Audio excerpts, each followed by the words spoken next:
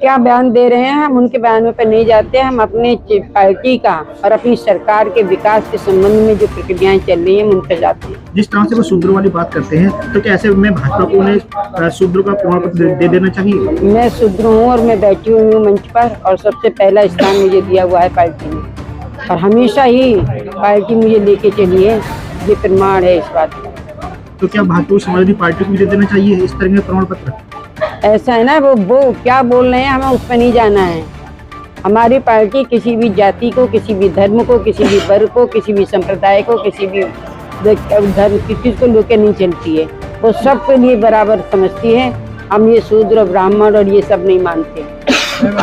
केंद्रीय बजट जो है मैम आज पेश, सपा विधायक इकबाल महमूद कह रहे हैं कि भविष्यवाणी करने के 2024 के लोकसभा चुनाव में केंद्र से बीजेपी का नामो निशान निकलेगा पूरी तरह। हाँ ठीक है, वो जो कह रहे हैं उन्हें कहने दीजिए, ये तो रिजल्ट बताएगा कि हम सत्ता में आएंगे या फिर उनकी भविष्यवाणी सही होगी।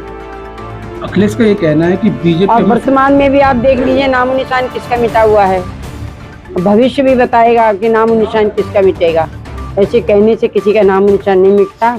भगवान जिसको बना के रखते हैं ना, वो उसकी प्रचंड सरकार बनती है और बीजेपी की प्रचंड सरकार बनेगी। जिस तरह से हाल ही में जो शाहरुख खान की मूवी थी पठान मूवी का लगातार देश भर में विरोध हुआ था, वहीं सपा के मुखिया अखिलेश यादव जी ने कहा है कि पठान फिल्म का सुपरहिट होना दुनिया में सकारात्मक सोच की जीत है ये, और जिस तरह से भाजपा लगातार इस चीज़ को लेकर मुद्दा उठा रही थी, वो कहीं ना कहीं उस मुद्दे को हवा हो गई है। हम विकास की बात करते हैं, हम सभी धर्मों को सम्मान देने की बात करते हैं, हम हर प्रकार से चाहते हैं कि जन जागृति हो, हम हर प्रकार से चाहते हैं कि हमारा भारत उन्नति की ओर अग्रसर हो, हम चाहते हैं हमारा प्रदेश उन्नति की ओर अग्रसर हो। इसके अतिरिक्त हमारी और कोई सोच नहीं है। एक राष्ट्रीय मानववाद की हमारी सोच है और हम उस आधार पर अपना कार्य करते हैं। अखिलेश यादव ने कहा है कि बीजेपी हमें शूद्र समझती है। ठीक है, ये उनकी भावनाएं हैं, समझती है तो ठीक है, हम इसमें क्या कहेंगे। बीजेपी ने हमें कार्यक्रम में शामिल नहीं होने दिया, उनका ये कहना है। वो क्या कहते हैं हमें उसमें नहीं जाना है।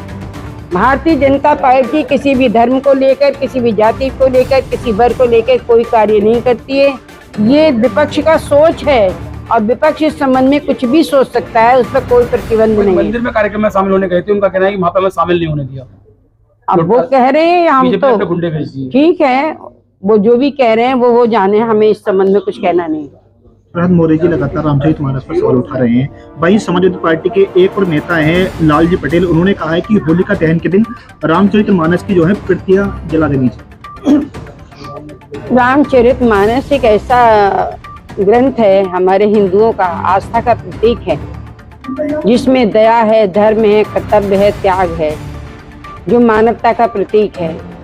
जिसमें मानवता के गुण नहीं होंगे वही इस प्रकार की बातें करेगा रामचरितमानस के बारे में। और जरा भी इंसानियत होगी, जरा भी मानवता होगी, वो व्यक्ति कभी भी इस तरीके की, कोई भी व्यक्ति इस तरीके की बातें नहीं कर सकता। जिस तरह से रामचरितमानस पर इस पर समाजवादी पार्टी लगातार उनके नेता बयानबाजी कर रहे हैं, बहुजन समाज पार्टी के राष्ट्रीय अध्यक्ष मायावती जी भी कूद पड़ी है उसमें, और उनको वो भी कह रही है कि सपा और भाजपा इसी चुनावी हथकंडा अपना रही है, इस तरीके की बयानबाजी कर रही है। हमने कहा आपसे कि ईश्वर के यहाँ बहुत बड़ा न्याय है।